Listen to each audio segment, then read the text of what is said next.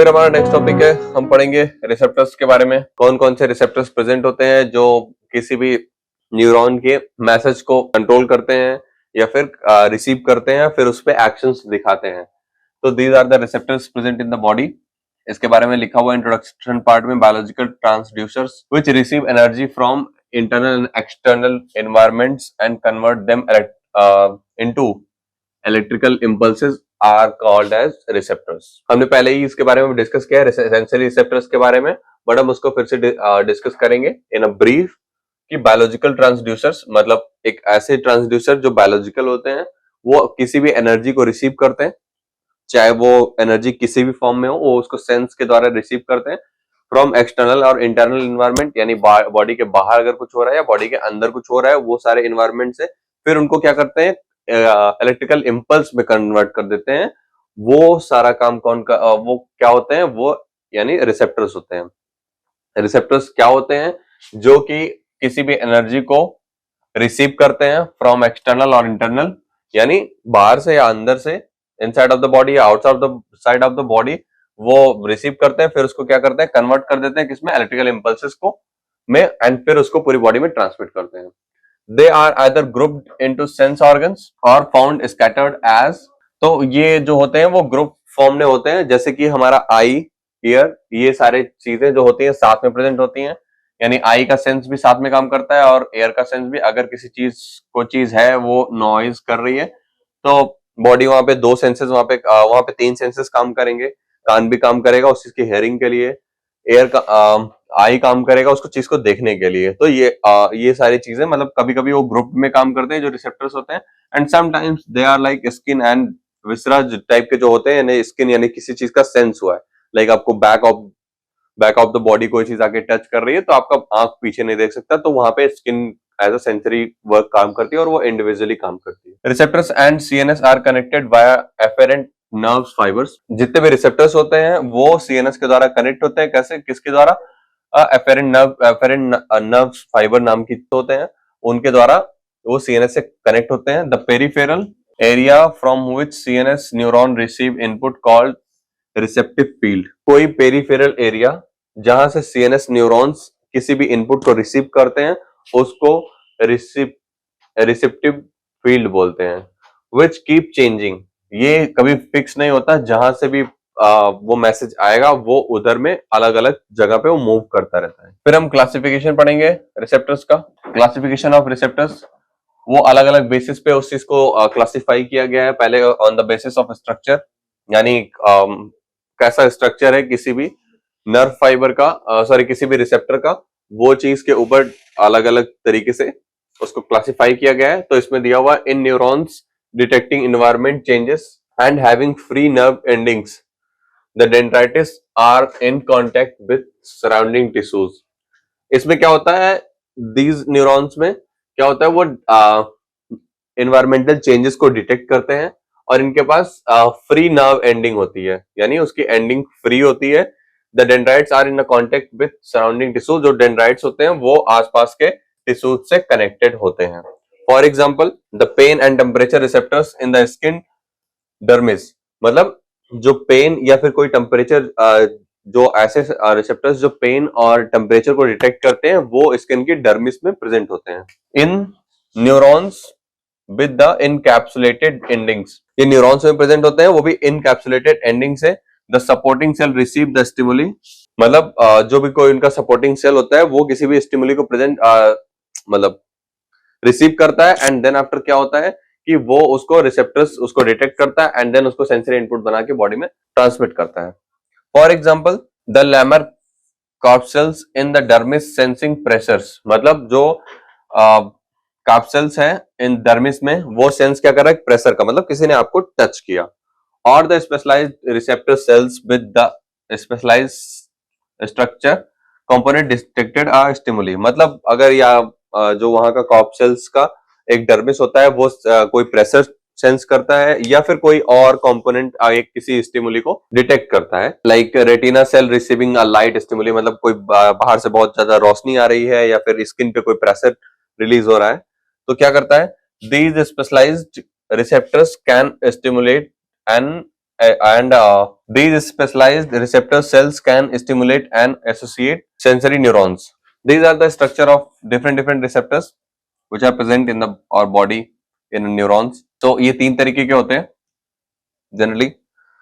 Free ending nerves होते हैं, एक होता है इनकैप्सुलेटेड नर्व्स एंडिंग, फिर होता है स्पेशलाइज्ड रिसेप्टर सेल्स. इनका काम क्या होता है, इनके पास क्या होता है, ये तरीके के जो होते हैं उसमें क्या होता है, dendrites expose to surrounding tissue. इसमें जो होता है डेंड्राइट्स होता है वो प्रेजेंट होता है किसके साथ, एक टिश्यू के साथ वो कनेक्ट होता है. यानी इनके डेंड्राइट्स होते हैं वो डिफरेंट टिश्यूज के साथ कनेक्टेड होते हैं. इसमें क्या होता है, encapsulated nerves ending have a connective tissue around the dendrites and contribute in sensation. ये सेंसेशन कोई भी सेंसेशन आपको जनरेट हो रही है ये जनरली डर्मिस में प्रेजेंट होते हैं. कोई भी सेंसेशन आपको महसूस हो रहा है वो इनके द्वारा होते हैं, इनकैप्सुलेटेड नर्व्स एंडिंग जिनके पास होती है. इसमें क्या होता है, ये कनेक्टिव टिश्यू का एक लेयर होता है आसपास, उससे ये कनेक्टेड होते हैं. बाकी ये आपका नर्व फाइबर यानी न्यूरॉन हो गया. बाकी एक तरीके के होते हैं स्पेशलाइज्ड रिसेप्टर सेल्स जो कि सेंस करते हैं स्पेसिफिक स्टिमुलीज या इन टर्न. ये तीसरे तरीके के हो गए स्पेशलाइज्ड रिसेप्टर सेल्स जो कि क्या करते हैं, सेंस करते हैं कोई स्पेसिफिक स्टिमुली को सेंस करते हैं या फिर क्या करते हैं, स्टिमुलेट अ नर्व्स न्यूरॉन टिश्यूज. या तो ये किसी स्पेसिफिक स्टिमुली को रिसीव करते हैं, सेंस करते हैं, या फिर ये एक तरीके का सेंसरी न्यूरॉन स्टिमुलेट करते हैं. इसमें क्या होता है कि यहाँ पे एक स्पेशलाइज्ड रिसेप्टर प्रेजेंट होता है जिनको हेयर सेल्स बोलते हैं. यहाँ पे साइनेपेज होता है जिसमें ट्रांसमिशन होता है अलग अलग का. यहाँ पे एक सेंसरी न्यूरॉन, ये जनरली एक सेंसरी न्यूरॉन होता है. यहाँ पे उनकी सेल बॉडी प्रेजेंट होती है, सेम तरीके का सेल बॉडी यहाँ पे अलग अलग प्रेजेंट होती है. ओके, ये हो गया आपका on the basis of structure. ये तीन तरीके के हो गए, फिर से समराइज कर देता हूँ. Free nerve endings, encapsulated nerves endings, फिर एक तरीके का स्पेशलाइज्ड रिसेप्टर सेल्स. ये तीन तरीके के अलग अलग रिसेप्टर्स प्रेजेंट होते हैं बॉडी में. फिर नेक्स्ट पे मूव करते हैं हम, जो कि कैटेगराइज किया गया है on the basis of location and activating stimuli. मतलब कहाँ पे ये प्रेजेंट होते हैं, इनका लोकेशन क्या है और कौन से स्टिमुली को एक्टिवेट करते हैं. Mechanical sensitivity is the significant for the cells and higher organisms on the basis of source of quality they sense they divided into table 1.2. अब इनका क्वालिटी ऑफ सेंस के बेसिस पे इनको डिवाइड किया गया, जैसे हमने पहले ही पढ़ा, on the basis of location and activating stimuli. जितने ज्यादा ये स्टिमुली को एक्टिवेट करते हैं उसके बेसिस पे इनको अलग अलग पार्ट्स में डिवाइड किया गया, अलग अलग रिसेप्टर्स में. तो वो उसके लिए हमने एक टेबल बना रखी है जिसका दिया हुआ है receptors type based on their location and activating stimuli. इसमें उनके डिस्क्रिप्शन के बारे में दिया ये पार्ट में, एंड इसमें दिया हुआ है types of receptors.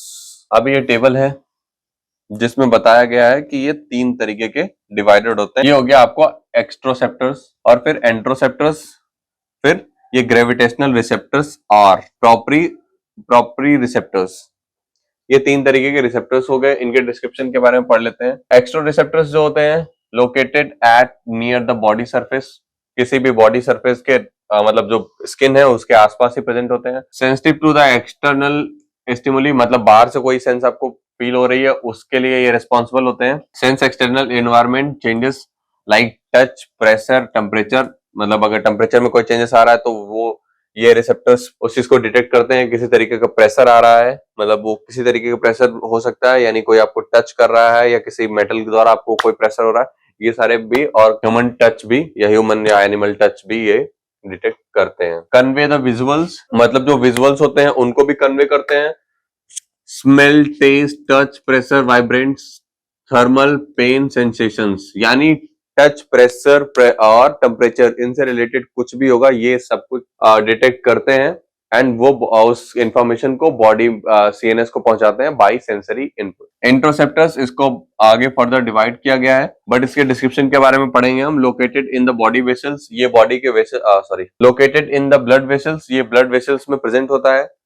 Visceral organs में प्रेजेंट होते हैं, नर्वस सिस्टम में प्रेजेंट होते हैं. ये तीन जगह पे प्रेजेंट होते हैं, ब्लड वेसल्स में, विसरल ऑर्गन्स में एंड नर्वस सिस्टम में प्रेजेंट होता है. सेंसिटिव टू इंटरनल स्टिमुली, मतलब बॉडी के अंदर कुछ भी हो रहा है उस चीज को लेके ये रिस्पॉन्सिबल होते हैं.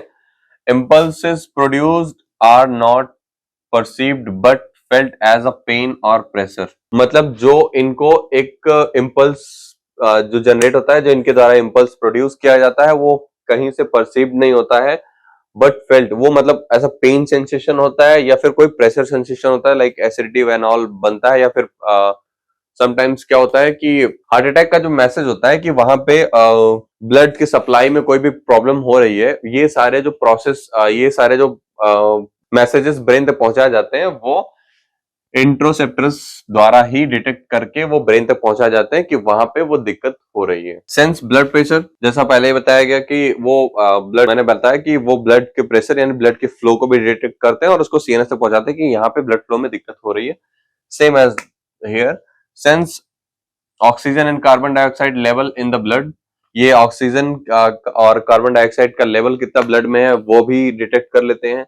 Sense substance release after the tissue in is damaged, ये अगर कोई सब्सटेंस किसी टिश्यू के डैमेज होने के बाद कोई सब्सटेंस रिलीज हुआ है, उसको भी ये लोग डिटेक्ट कर लेते हैं। जैसा इसका नाम है इंट्रोसेप्टर्स, ये क्या करता है, बॉडी के अंदर उसी तरीके का काम करता है कि मतलब अंदर की चीजों को डिटेक्ट करता है।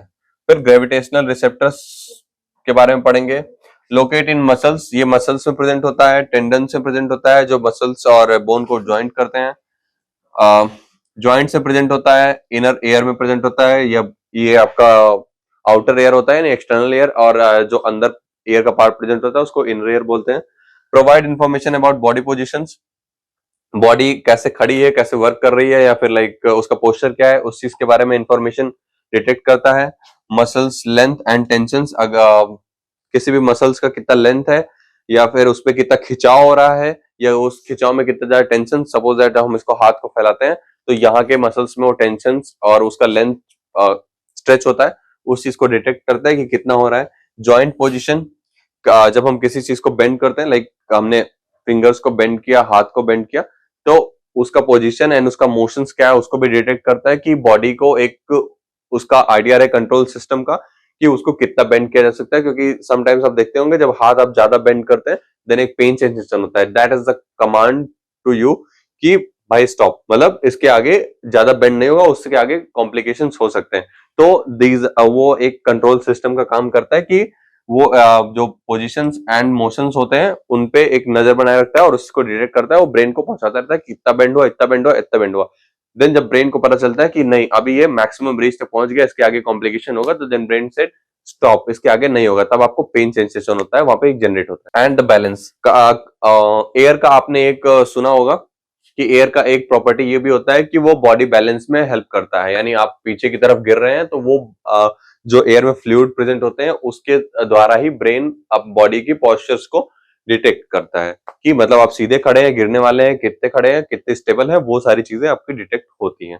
So these are the work by gravitational receptors. फिर हम नेक्स्ट पे पढ़ेंगे। नेक्स्ट है on the basis of stimulus detect, मतलब बॉडी में कोई भी स्टिमुलस या स्टिमुली जनरेट हो रहा है, उसका डिटेक्ट के बेसिस पे, यानी कौन सा रिसेप्टर्स कौन सी चीज को डिटेक्ट हो रहा है उसके बेसिस पे यहाँ पे क्लासिफाई किया गया है, जो कि एक टेबल में फिर से दिया हुआ है जिसमें टाइप्स ऑफ रिसेप्टर्स दिए हुए हैं, उसका डिस्क्रिप्शन दिया हुआ है अलग अलग कि वो क्या करते हैं इन अ डिटेल फॉर्म, किस चीज के लिए रिस्पॉन्सिबल होते हैं। पहला है मैकेनो रिसेप्टर्स। मैकेनो रिसेप्टर्स का काम क्या होता है उसका डिस्क्रिप्शन में हम पढ़ेंगे। सेंसिटिव टू मैकेनिकल प्रेशर, किसी भी चीज का मैकेनिकल प्रेशर होता है तो वो ये रिसेप्टर्स उस चीज का रिस्पॉन्सिबल होता है उस चीज के लिए, जैसे टच, वाइब्रेशन, प्रोप्रियोसेप्शंस जिसके बारे में हमने पढ़ा। ग्रेविटेशनल रिसेप्टर्स जो होते हैं, हेयरिंग यानी आपने कुछ सुना, इक्विलिब्रियम यानी बैलेंस, आपका बैलेंस के बारे में, ये सारे सेंसेस कौन करता है,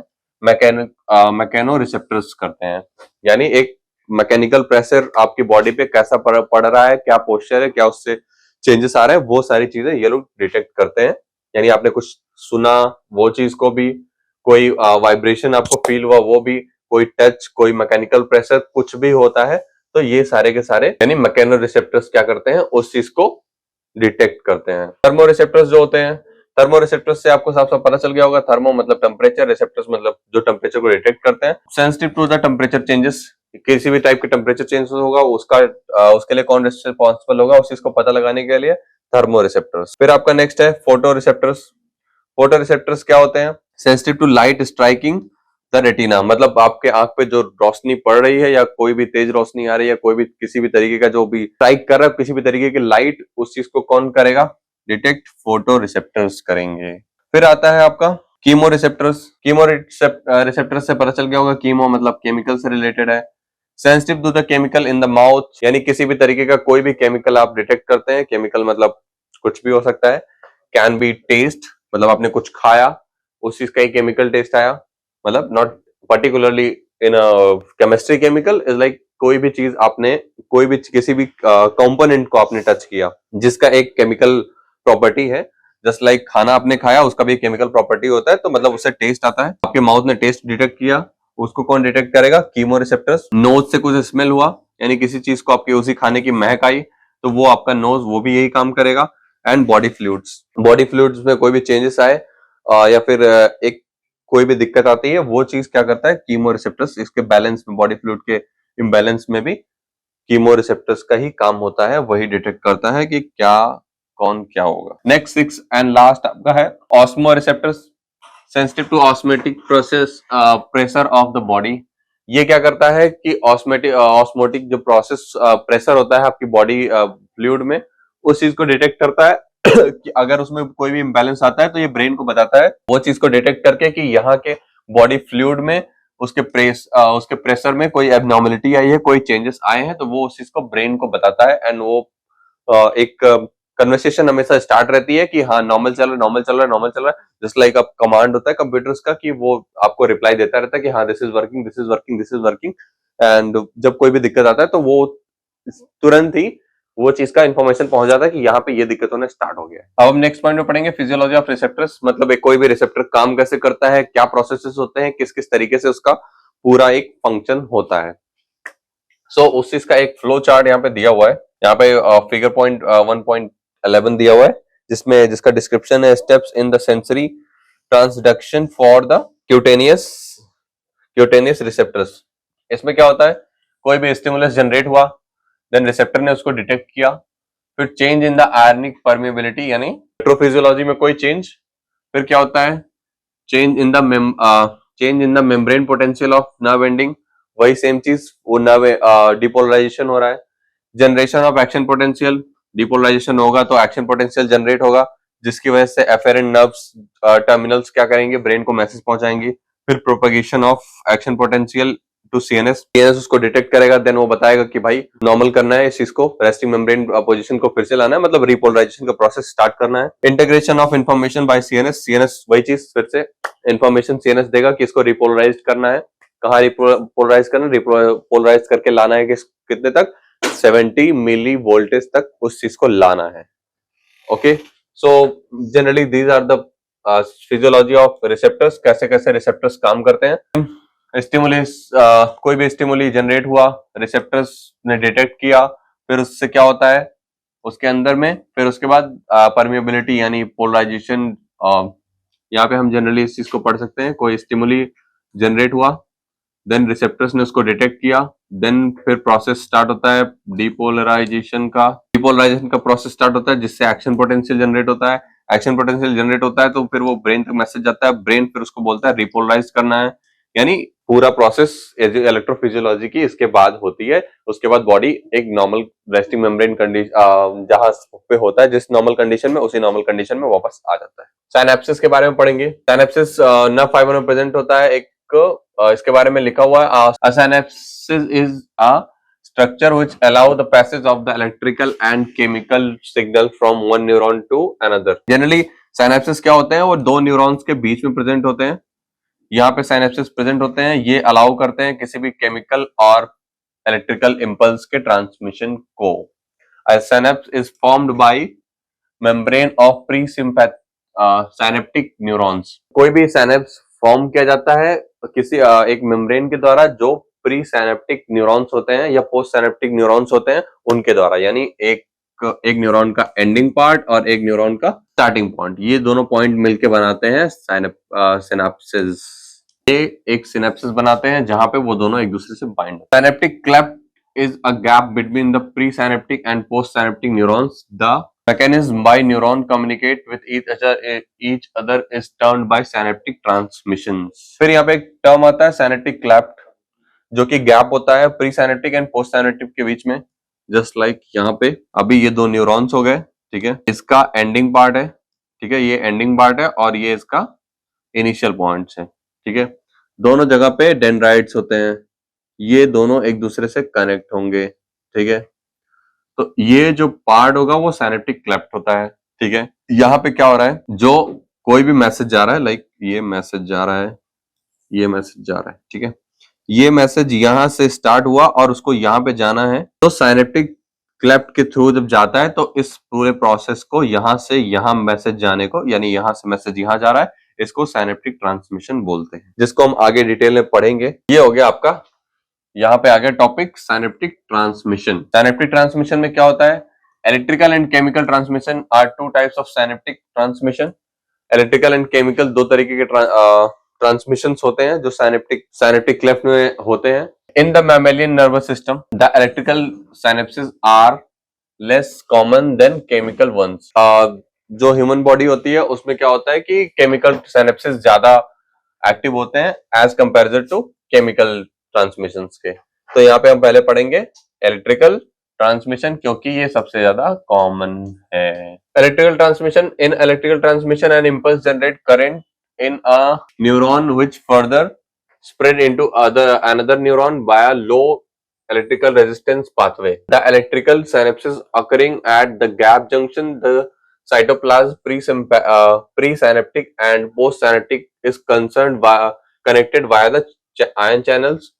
The adult mammalian nervous system electrical synapse occurs where the activity of neighboring neurons need to be connected or coordinated. For example, in mammalian hypothalamus, electrical synapse is connected to hormone secretion neurons, so they fire simultaneously and secrete a burst of hormone into the bloodstream. अभी example के लिए ले लें किसी भी electrical transmission को समझने के लिए, तो क्या होता है कि इन मैमेलियन हाइपोथैलेमस, यानी हाइपोथैलेमस में, ह्यूमन बॉडी के हाइपोथैलेमस में एक तरीके का पार्ट होता है जो ब्रेन में प्रेजेंट होता है।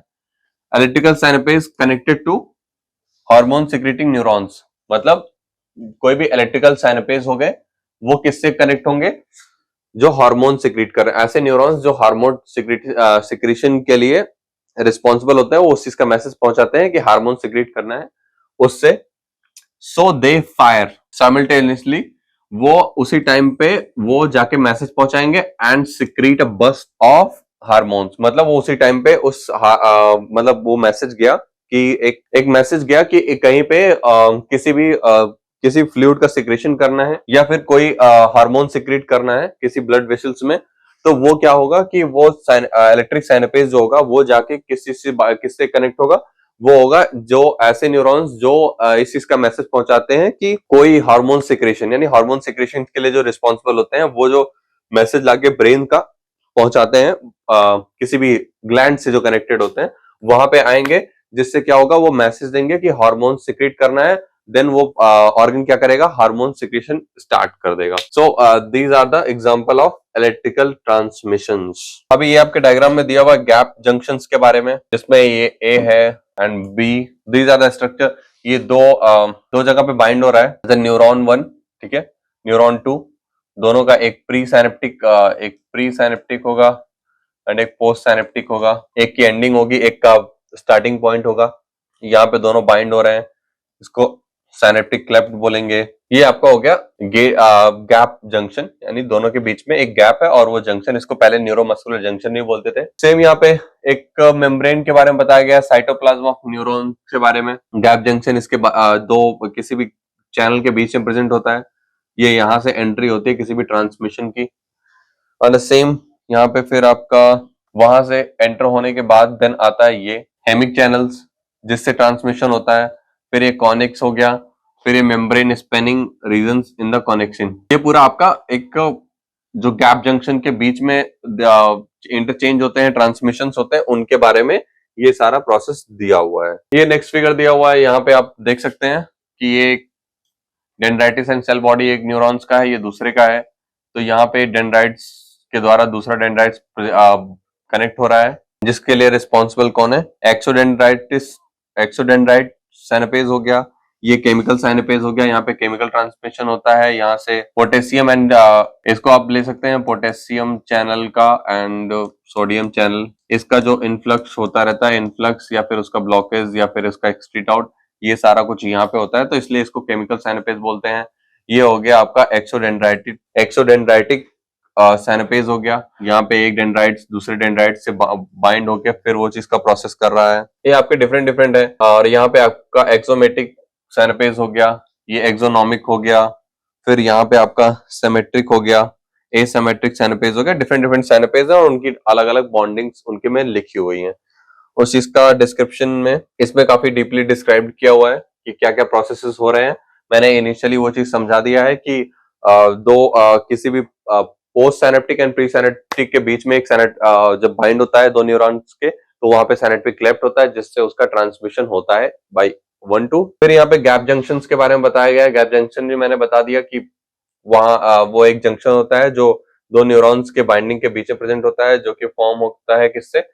Pre synaptic and post synaptic से। फिर ये केमिकल ट्रांसमिशन के बारे में हुआ है, जिसमें केमिकल ट्रांसमिशन कैसे होता है ये चीज बताया हुआ है। The cytoplasm of the presynaptic and postsynaptic cells at chemical synapses, जो कि पहले बताया इज नॉट कंटिन्यूअस। मतलब जब आपका ये इन्फ्लक्सेशन होता है, जो ये आपका ट्रांसमिशन होता है डिपोलराइजेशन के टाइम पे, Na का इन्फ्लक्सेशन एंड A प्लस का एक्सक्रीट आउट, ये जो होता है ना, ये केमिकल ट्रांसमिशन होता है। ये दोनों के बीच में होता है, वहां पे एसिनेप्टिक क्लेफ्ट की जगह पे होता है। इसमें क्या होता है कि साइनेप्टिक क्लेफ्ट जो होता है प्री एंड पोस्ट के बीच में, जब किसी चीज का बैलेंस करना होता है, तो अगर पॉजिटिव आयंस ज्यादा हो जाते हैं तो उसको बाहर हो जाता, पोटेशियम चैनल बाहर होता है। अगर डिपोलराइजेशन की स्टेट आती है तो सोडियम चैनल अंदर आता है। तो ये आपका हो गया chemical transmission and electrical transmission. Types of synapsis following types of, ये आपके 6 टाइप्स के साइनेप्सिस दिए हुए हैं, जो ऑलरेडी हम डिस्कस कर चुके हैं in a diagram. Axodendritic synapses, axosomatic synapses, axonic synapses और dendrodendritic synapses, symmetric synapses, asymmetrical synapsis.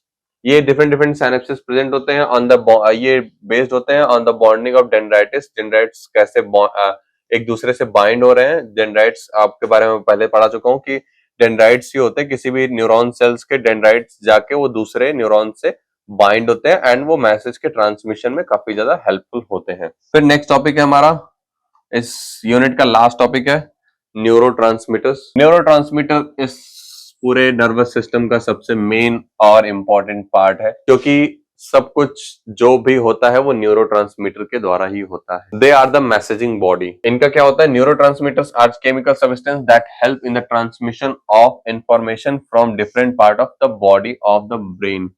मतलब ये कुल मिला के आपने उसके बारे में डाकिया यानी पोस्टमैन के बारे में सुना होगा। दे आर द पोस्टमैन, वो ये चिट्ठी को ले जाते हैं, यानी चीजों को लेके जाते हैं न्यूरोट्रांसमीटर्स, और ये वापस लाने में हेल्प करते हैं। दे आर द चैनल्स, एक हिसाब से, मतलब not that chemical channel but they are the channel, कि वो पूरी चीजों की रिस्पॉन्सिबिलिटी लेते हैं कि कोई मैसेज जा रहा है, कोई मैसेज आ रहा है। तो ये सारा कुछ प्रेजेंट होता है न्यूरोट्रांसमीटर्स के द्वारा। अब इसको थ्योरी पार्ट में हम पढ़ेंगे। Neurotransmitters are the chemical substances that help in the transmission of information from different part of the body to the brain, vice versa. Neurotransmitters are the chemical substances that help in the transmission. Neurotransmitters वो chemical substances होते हैं जो neurons के transmission में help करते हैं, जो information आ रही है जा रही है उस चीज में हेल्प करते हैं from the different type of body, different part of body, मतलब किसी भी ऑर्गन से ब्रेन तक या ब्रेन से उस ऑर्गन तक के उस इंफॉर्मेशन के ट्रांसमिशन में जो सबसे ज्यादा हेल्प करता है वो केमिकल सब्सटेंस होता है न्यूरोट्रांसमीटर। न्यूरोट्रांसमीटर यानी वो एक तरह का केमिकल सिग्नल होता है, along with the electrical signal form the language for communication with the process and sending message to rest of the body. Neurotransmitter along the electrical signals, मतलब जो इलेक्ट्रिकल सिग्नल प्रोड्यूस हो रहे हैं उनके साथ एक लैंग्वेज फॉर्म करता है to communicate for communication process, मतलब वो उस कम्युनिकेशन प्रोसेस के लिए कि दो मतलब ब्रेन और ऑर्गन के बीच में एक कम्युनिकेशन प्रोसेस स्टैब्लिश हो सके उसके लिए ये लोग एक लैंग्वेज फॉर्म करते हैं and sending message to the rest of the body. बाकी बॉडी को भी वो मैसेजेस भेजे जाते हैं कि उस चीज पे क्या एक्शन लेना है, जो ब्रेन उस चीज के लिए जो एक्शन रिकमेंड करता है। Signaling system of neurotransmitter resulting in the various day-to-day activity like sleep, thought, rage, hunger, memory, movement, smile, etc. जो सिग्नलिंग सिस्टम होता है न्यूरोट्रांसमीटर्स का, वो नॉर्मली हमारे डे टू डे लाइफ में हम देख सकते हैं। वो सारे जितने भी हम चीजें करते हैं, यानी सोते हैं तो उसमें भी न्यूरोट्रांसमीटर का बहुत बड़ा हाथ होता है। थॉट मतलब कुछ सोच रहे हैं, रेज मतलब लड़ाई मारपीट झगड़ा कुछ भी कर रहे हैं, हंगर हमें भूख लग रही है, मेमोरी मतलब कुछ सोच रहे हैं या कुछ हम मेमोरी स्टोर कर रहे हैं, मूवमेंट कर रहे हैं, कोई चीज स्माइल कर रहे हैं, कोई भी चीज कर रहे हैं, उसका सिग्नलिंग सिस्टम जो होता है वो न्यूरोट्रांसमीटर के द्वारा होता है। अभी यहाँ पे हम फैक्टर्स के बारे में पढ़ेंगे। Factors that inhibit the increase of release of neurotransmitter and cause their destruction और block their bindings of receptors ultimately influence the synaptic transmissions. कुछ फैक्टर्स होते हैं जिससे क्या होता है कि न्यूरोट्रांसमीटर्स का जो वर्क होता है, द रिलीज ऑफ न्यूरोट्रांसमीटर्स मतलब किसी जो उसका रिलीज होता है न्यूरोट्रांसमीटर्स का, वो बाइंड ब्लॉक्ड होता है या फिर लाइक एक दिक्कत आती है कि क्या हो गया, उसके डिफरेंट डिफरेंट फैक्टर्स होते हैं डिफरेंट डिफरेंट प्लेसेस पे। वो चीज को आप डीपली स्टडी करते सकते हैं हमारी बुक्स में। बाकी हमने यहाँ पे एक क्लासिफिकेशन दिया है कि कितने तरीके के न्यूरोट्रांसमीटर्स प्रेजेंट होते हैं, तो वो क्या क्या मतलब उनका सब पार्ट क्या है, पार्ट क्या है, ये सारी चीजें हमने इस क्लासिफिकेशन में दी हुई है कि न्यूरोट्रांसमीटर्स किस तरीके के होते हैं। न्यूरोट्रांसमीटर्स को एनएसएली हमने डिवाइड किया है, एक ईस्टर हो गया, एक अमीनो एसिड में हो गया, अमाइंस होता है, एक पेप्टाइड हो गया, एक अदर में हमने रखा है जिसमें एटीपी, एनओ और सीओ को रखा हुआ है। ये डिफरेंट डिफरेंट हमने न्यूरोट्रांसमीटर्स के नाम यहाँ पे दिए हुए हैं। जैसे ईस्टर में आता है एसिटाइल कोलिन, ईस्टर पार्ट का न्यूरोट्रांसमीटर क्या होगा, एसिटाइल कोलिन होगा, यहाँ पे ग्लाइसिन, गाबा, फिर ग्लूटामेट, मतलब ऐसे डिफरेंट डिफरेंट न्यूरोट्रांसमीटर्स का नाम यहाँ पे हमने मेंशन कर दिया है। ये आपका ट्रांसमिशन ऑफ इम्पल्सेस है, न्यूरोट्रांसमिशन यानी किसी भी इम्पल्स, कोई इम्पल्स कैसे जा रहा है, कैसे आ रहा है, वो जो प्रोसेस हम पढ़ रहे थे साइनेप्टिक क्लेफ्ट वाला, साइनेपेज वाला, वो साइनेपेज का प्रोसेस वहां पे कैसे वो प्रोसेस हो रहा है, कैसे कैसे वो प्रोसेस वर्क कर रहा है, वो सारी चीजें हम इसके डिटेल में पढ़ेंगे। यहाँ पे वो चीज हम उसको पूरे डिटेल में पढ़ेंगे। ट्रांसमिशन ऑफ इम्पल्सेस, न्यूरोट्रांसमिशंस मतलब किसी भी इम्पल्स है वो आ रहा है, जा रहा है न्यूरॉन्स के द्वारा, वो कैसे आ जा रहा है, उसकी पूरी की पूरी ट्रांसमिशन को हम इसमें स्टडी करेंगे। हम ज्यादा डीप में नहीं जाएंगे, हम डायग्राम से समझेंगे जो कि हमारे लिए सबसे इजी रहेगा। सो पहला हमने एक ले लिया state, normal state, resting membrane potential, हमारी बॉडी एकदम नॉर्मल कंडीशन में है, ठीक है। ये हमारा हो गया न्यूरॉन, यहाँ पे प्रेजेंट होता है सिनेप्टिक क्लेफ्ट, ठीक है। ये एक न्यूरॉन हो गया और ये दूसरा न्यूरॉन हो गया, ठीक है। ये ट्रांसमिटिंग न्यूरॉन हो गया, मतलब ये मैसेज दे रहा है और ये मैसेज रिसीव कर रहा है, ये दो तरीके के हो गए। और यहाँ पे प्रेजेंट होता है सिनेप्टिक क्लेफ्ट, यहाँ पे दोनों एक दूसरे से बाइंड हो रहे हैं, ठीक है। अब इसी चीज को हम आगे ब्रीफली यहाँ के बारे में हम पढ़ने वाले हैं। आगे का प्रोसेस आप पढ़ चुके हैं कि कोई भी चीज आया गया, मतलब कोई चीज सेंसेशन हुआ, डिपोलराइजेशन हुआ, रिपोलराइजेशन हुआ, ये सारे प्रोसेसेस आप उसको बैक ऑफ द माइंड लेके चलिएगा, उससे पढ़ने में इजी होगा। वो सारे प्रोसेसेस हो रहे हैं, बट उस प्रोसेस से आगे क्या हो रहा है, उसका ट्रांसमिशन कैसे हो रहा है, एक्टिव पोटेंशियल अराइव्स हो रहा है, फिर उसके बाद उसका वर्क क्या हो रहा है, उसका ट्रांसमिट कैसे हो रहा है, ये सारी चीजें हम उसका मतलब एक नेक्स्ट पॉइंट पढ़ेंगे कि वो डीपली कैसे हो रहा है। तो यहाँ पे आप समझ गए हम इस पार्ट के बारे में, जो हमारा साइनेप्टिक क्लेफ्ट वाला पार्ट था, जहाँ पे दो न्यूरॉन्स बाइंड हो रहे हैं, एक post and pre synaptic area होता है, वो जब बाइंड होता है तो एक साइनेप्टिक क्लेफ्ट बनता है, और वहां पे क्या क्या होता है ट्रांसमिशन के दौरान, वो हम यहाँ पे स्टडी करेंगे। तो उस चीज को यहाँ पे जूम आउट करके दिया हुआ है, यहाँ पे हम पढ़ेंगे। ये जो हो गया किसी भी एग्जाम का टर्मिनल हो गया, जैसा मैंने बताया, और ये दूसरे वाले का स्टार्टिंग पार्ट हो गया, ठीक है। यहाँ पे इसमें क्या हो रहा है, एक्शन पोटेंशियल अराइव्स, यानी कोई एक्शन पोटेंशियल आया है कि मतलब कुछ हुआ है, तो उस पे एक मैसेज जनरेट हो गया है, वो इंपल्स को आगे ट्रांसमिट कर दिया गया है, अभी वो एक्शन पोटेंशियल आ रहा है, ठीक है। यहाँ पे हर साइनेप्टिक क्लेफ्ट पे एक व्हीकल्स प्रेजेंट होते हैं, ओके। तो यहां से एक्शन पोटेंशियल आता है in the form of neurotransmitters, ठीक है। न्यूरोट्रांसमीटर्स आते हैं, वो व्हीकल्स के साथ बाइंड अप होते हैं, फिर उस चीज की हेल्प से ये क्या करते हैं, इसमें एंटर करते हैं, यानी सेकेंडरी यानी रिसीविंग न्यूरॉन्स में एंटर करते हैं विद द व्हीकल्स, वो इस पार्ट में आते हैं।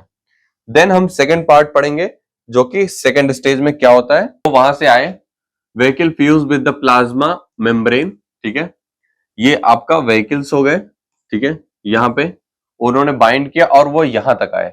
फिर उन्होंने क्या किया, न्यूरोट्रांसमीटर मॉलिक्यूल्स को यहाँ पे उन्होंने छोड़ दिया, फिर वो यहां से बाइंड होते हैं, यहाँ पे एक आयन चैनल्स प्रेजेंट होते हैं रिसीविंग न्यूरॉन्स में।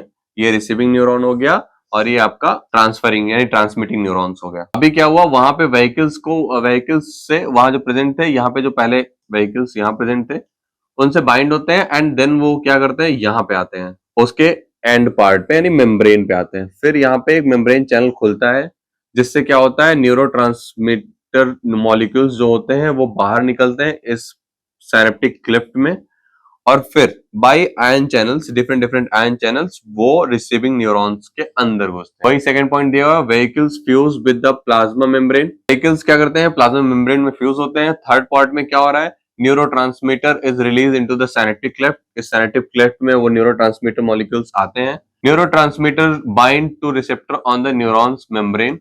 यहाँ के रिसेप्टर्स से बाइंड होते हैं, यानी यहाँ के जो जितने भी रिसेप्टर्स प्रेजेंट है उनसे बाइंड होंगे। फिर क्या होता है, फिर यहाँ पे क्या होता है कि ये जितने भी रिसेप्टर्स से बाइंड हुआ, देन ये चीज क्या होता है, दूसरे न्यूरॉन्स में एंटर होना प्रेजेंट होता है, आयन चैनल्स ओपन हो जाते हैं।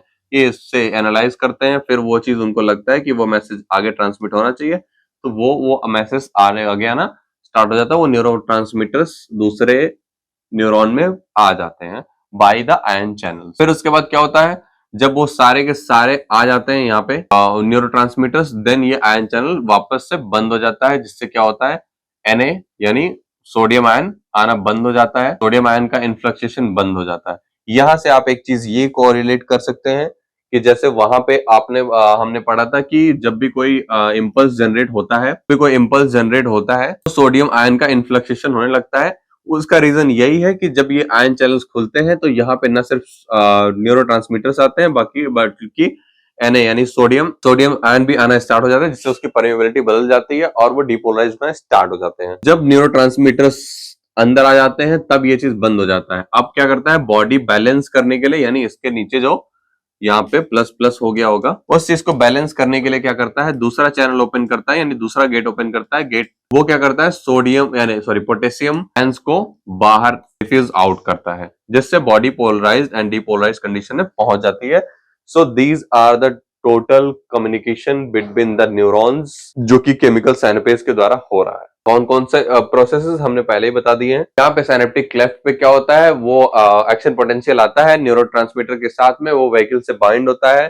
फिर क्या होता है कि वो सेल मेम्ब्रेन में फ्यूज कर जाते हैं। फ्यूज करने के बाद न्यूरोट्रांसमीटर मॉलिक्यूल्स जो होते हैं वो क्या करते हैं, साइनेप्टिक क्लेफ्ट में आ जाते हैं। फिर वो रिसेप्टर्स से बाइंड होते हैं, देन रिसेप्टर्स उनको एक्नॉलेज करता है, पूरे तरीके से एग्जामिन करता है कि उनको अंदर आने देना चाहिए कि नहीं आने देना चाहिए।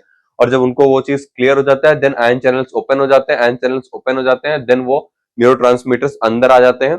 अंदर आने के बाद वो रिसेप्टर्स अंदर आते हैं एंड देन वो आयन चैनल क्लोज हो जाता है।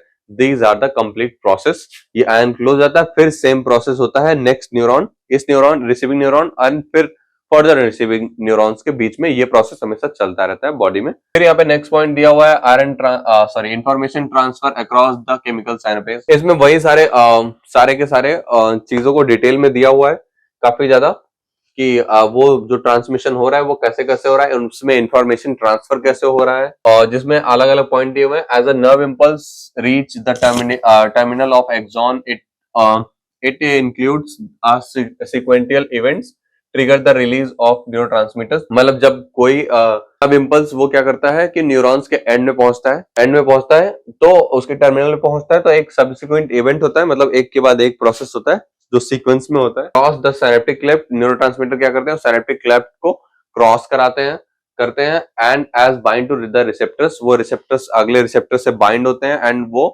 फिर क्या होता है, post synaptic membrane its permeability is altered. Neurotransmitter जब बाइंड होते हैं तो क्या होता है, पोस्ट साइनेप्टिक मेम्ब्रेन जो उसकी परमेबिलिटी है वो अल्टर्ड हो जाती है। A detail step involve has been discussed below. Neuro transmission का जो डिटेल्ड स्टेप होता है वो कैसे कैसे कौन कौन सा होता है, वो सारी चीजें यहाँ पे फर्दर डिस्कस्ड की गई है इन अ डिटेल सिस्टम, जिसमें हमें क्या क्या पढ़ना है। Opening of calcium channel in pre synaptic axon terminal, फिर उसके बाद रिलीज ऑफ न्यूरोट्रांसमीटर, फिर neurotransmitter bind to the post synaptic receptors, फिर आयन चैनल्स का ओपन होना, जो मैंने पहले ही बता दिया है। ये सारे प्रोसेसेस होते हैं। अभी मैं एक ओवर समरी इस टॉपिक का भी ले रहा हूँ। जैसा मैंने पहले ही बताया है कि कैल्शियम चैनल का एक प्री सिनेप्टिक जो होता है किसी भी न्यूरॉन का, यानी रिसीविंग न्यूरॉन जो भी होगा, उसका कैल्शियम चैनल ओपन होगा, ठीक है। फिर वहां से यानी जो ट्रांसमिटिंग न्यूरॉन होता है उससे न्यूरोट्रांसमीटर का रिलीज होगा। फिर न्यूरोट्रांसमीटर क्या करेगा, पोस्ट साइनेप्टिक यानी जो रिसीविंग वाला है उसके साथ वो बाइंड होगा। फिर जब बाइंड हो जाएगा तो फिर calcium channel ion channels open होंगे। आयन चैनल्स ओपन होंगे तो वो उसमें एंटर कर जाएगा, फिर आयन चैनल्स बंद हो जाएंगे। These are the complete neuro transmission and their information transmission. फिर इसमें हमने बताया, फिर नेक्स्ट पॉइंट हमारा आता है टर्मिनेशन ऑफ न्यूरोट्रांसमीटर इफेक्ट। मतलब कोई न्यूरोट्रांसमीटर इफेक्ट जनरेट हो रहा है तो वो एंड कैसे हो रहा है, मतलब किसी कोई चीज अगर हो रहा है तो उसकी एंडिंग भी होती है। तो इसमें हमने डिस्कस किया है कि 3 मैकेनिज्म है उसके। एंजाइमल डिग्रेडेशन, मतलब उस एंजाइम जिस एंजाइम के द्वारा वो चीजें हो रही हैं उसका डिग्रेडेशन हो जाए, मतलब जो न्यूरोट्रांसमीटर होता है उसका। फिर होता है डिस्ट्रक्शन फॉलोड बाय रीअपटेक, मतलब कोई फिर से वो चीज हो रही है उससे वो डिस्ट्रक्ट हो जाए, मतलब कोई पर्टिकुलरली 2 चीजें हो रही है एक साथ, उससे वो चीज टर्मिनेट हो जाती है। बाकी डिसिपिटेशन ऑफ न्यूरोट्रांसमीटर्स, जिसके बारे में दिया, neurotransmitter can be diffused away from the synapses thus their effect may be terminated.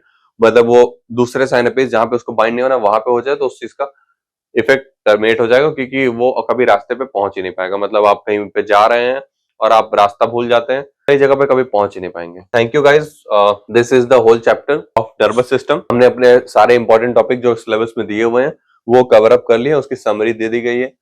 हमने इतना पढ़ा दिया है कि अगर आप वीडियो भी देख लेंगे तो आप पास हो जाएंगे। बाकी आप डिटेल इन्फॉर्मेशन या डिटेल स्टडी के लिए हमारी ठाकुर पब्लिकेशन की बुक आप परचेज कर सकते हैं, जो कि हमारी वेबसाइट पे दी हुई है। Thank you and see you guys in the next lecture. हम आगे कवर अप करेंगे हमारा सीएनएस, सेंट्रल नर्वस सिस्टम, जिसमें ब्रेन और स्पाइनल कॉर्ड के डिफरेंट डिफरेंट पार्ट्स को पढ़ेंगे। थैंक यू, अलविदा।